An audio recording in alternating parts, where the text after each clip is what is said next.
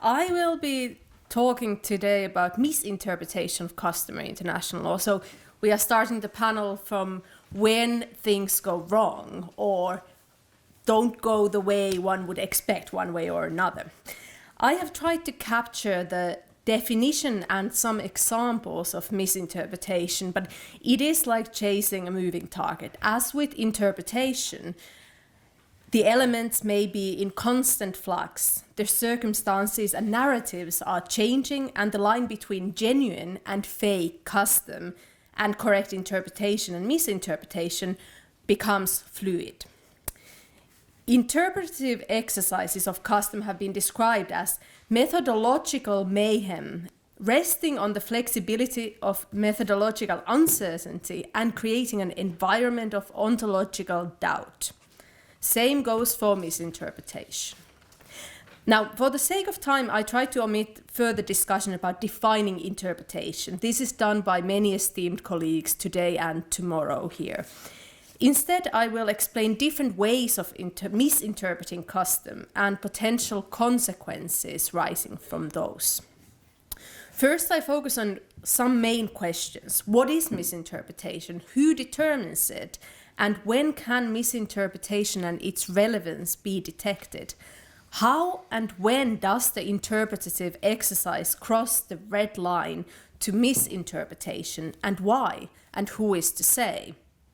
Is the determination of misinterpretation always a subjective one, stemming from a disagreement, perhaps in a Dworkian sense, about which values lie at the core of the law? Towards the end of my presentation, I will discuss the different potential consequences and then finish off with some fairly open-ended concluding thoughts. Now, I have initially identified 3 types of misinterpretation. The negligent kind, in which the norm interpreter labels a rule custom without further analysis of the 2 elements, and where in fact opposite practice and opinio juris could be observable. Secondly, there is the well-meaning extension of custom, the end justifies the means approach, where the analysis of the elements is modified to fit the desired outcome, and the legal method is substituted or complemented with extra legal tools and concepts. Finally, and luckily evidence of this remains quite scarce, there is the intentionally conniving, outrightly erroneous or wicked interpretation, where the interpreter deliberately relies on false or limited evidence of customary international law and its elements in order to find out whether a rule is custom or not. One example of such an attempt to intentionally misinterpret custom for politically motivated or even wicked outcome could be drawn from the torture debate in the early 2000s in the US. Similarly, in vain, a few scholars tried to argue in 2003 that the Bush Doctrine, as some of us might still recall, refers to the preventative war with preemptive strikes and so on, had developed into customary international law or even instant custom. Now, these misinterpretations did not, however, come from internationally authoritative source, nor did they do much more than stir a bit of debate and yield some material for scholarly articles, of course not to undermine the intrinsic value of such endeavours. The 3 categories of misinterpretation contain overlapping elements. It may be hard to distinguish whether the norm interpreter was merely negligent or misinterpreted intentionally, which we would like to think does not happen often, or where the end justifies means approach crosses over to deliberately delivering not correct interpretation. Fernando Tesson differentiates between fake custom as opposed to genuine custom. And he differentiates this from the assertion that custom might be emergent and the assertion that a certain norm might be desirable, just, or efficient. The latter he calls piece of advocacy, disguised as law. But where really lies the difference between advocacy and misinterpretation, we could ask? Incomplete or even flawed methodology of interpreting custom does not necessarily amount to misinterpretation and wrong ensuing determination of the rule of custom. As has been evidenced, for instance, by the ad hoc criminal tribunals, sometimes courts and other interpreters of customs have been simply cutting corners in finding a rule of customary international law without resorting to sufficient, if any, analysis of state practice and opinio juris, even when the evidence would have supported the finding of custom. Such a case is not misinterpretation, but simply an exercise in sluggish methodology. As with interpretation, determining misinterpretation depends largely on one's approach to customary international law. In adopting the traditional reading of customary international law, many more cases of misinterpretation may be detected than, for instance, against the backdrop of the modern liberal approach or, say, the sliding scale approach to custom. Moreover, it also hinges on the expectations. What tasks and results should international courts, other norm interpreters, and international law in general deliver?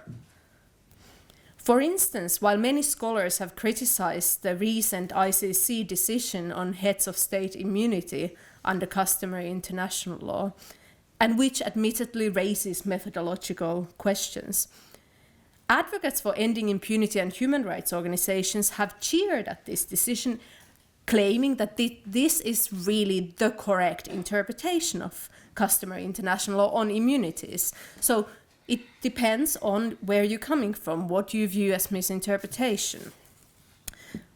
So what are the consequences of misinterpretation? And why the reference to corrupt pedigree and self-fulfilling prophecy on the title of my paper?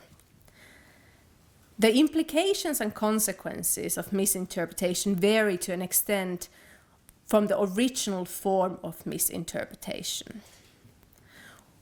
Although the draft title of my paper might suggest otherwise, corrupt pedigree and self-fulfilling prophecy are by no means mutually exclusive, but may well complement one another in a fertile environment. They may be reflections of different stages of the customary process, originating from a corrupt pedigree and resulting in a self-fulfilling prophecy, which I will explain in a second a little bit more.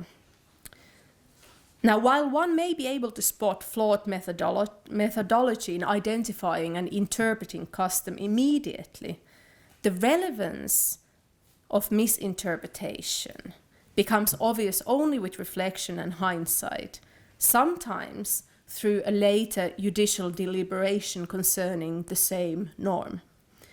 For instance, in May 2010, the extraordinary chambers in the courts of Cambodia, the ECCC, held that the third form of joint criminal enterprise did not exist under customary international law, at least at the time the crimes had been committed, and consequently dismissed ICTY's interpretation of joint criminal enterprise in its third form in Tadic. This approach was further confirmed in November 2016 by the Supreme Court Chamber of the ECCC.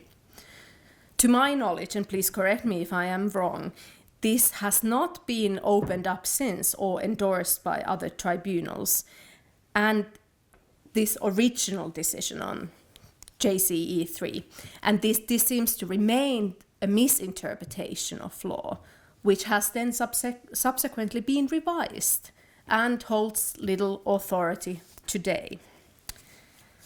Now, Tesson offers Nicaragua's determination of the rule on non-intervention as an example of customary international law based on corrupt pedigree, in which the court failed to cite practice, precedent, or consensus in a coherent manner. The ensuing practice after the decision, that is, precedents and consensus on the other hand, consolidate and perpetuate the legal error, Tesson claims, and themselves become sort of precedents, creating a corrupted chain of legal justification. Now, as opposed to Tesson, who claims that the only kind of fake custom that may have the power to generate genuine custom is the false legal statements made by states, if then clearly followed widely by the international community. I, on the other hand, argue that the same must go for decisions of international courts, but only if subsequent practice confirms the rule. As Harlan Cohen notes, precedent must be understood within practice, or community of practice, of international law, and its force derives solely from the desirability of the rule reflected in it. If the precedent is not cited, followed, or endorsed in any way, it has very little authority. On the other hand, misinterpretation can produce a strong presumption that the interpretation is in fact accurate. Accurate interpretation of the rule, creating a compliance pull.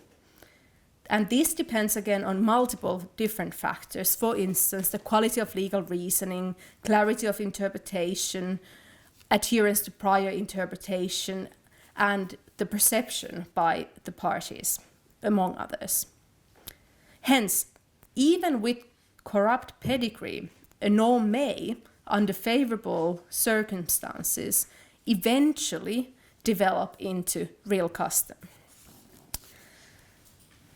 Subsequent state practice and consensus then legitimizes the misinterpretation in a way and has served as a catalyst for change. Now, all right, 1 minute left. Okay. As I have argued elsewhere, the discovery of a past misinterpretation does not denounce its subsequent normative validity if it has been then followed as if it were already part of customary international law. So, in order to determine the consequences of misinterpretation, we must go back to the roots of custom after the act of misinterpretation and look at the practice and opinio juris.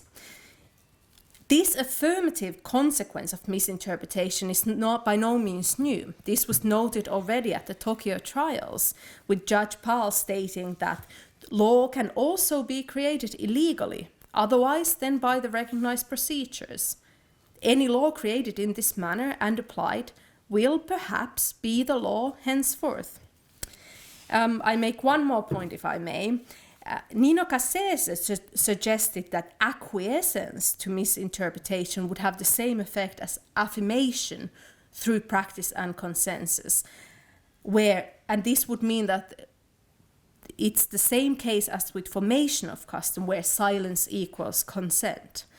I am more skeptical of this position. It sidesteps any requirement of actual practice, basing that the validity of the rule merely on combination of a string of decisions coupled with the implicit acceptance of or acquiescence, which would place an unnecessarily high burden on states to react in one way or another to every decision which may have the potential to create a new rule of custom, regardless of the misinterpretation or not. So, final concluding remark. Is it possible to avoid instances of misinterpretation, and how to mitigate the consequences, or is that even desirable? We might need these instances for the law to develop, serving as test cases of what states and other actors may perceive to be the acceptable state of law at a given time. Now, this presentation has offered really a snapshot of some thoughts that I had on misinterpretation of custom and what the consequences flowing from it may be. This is work in progress, and I welcome your comments and suggestions. Thank you.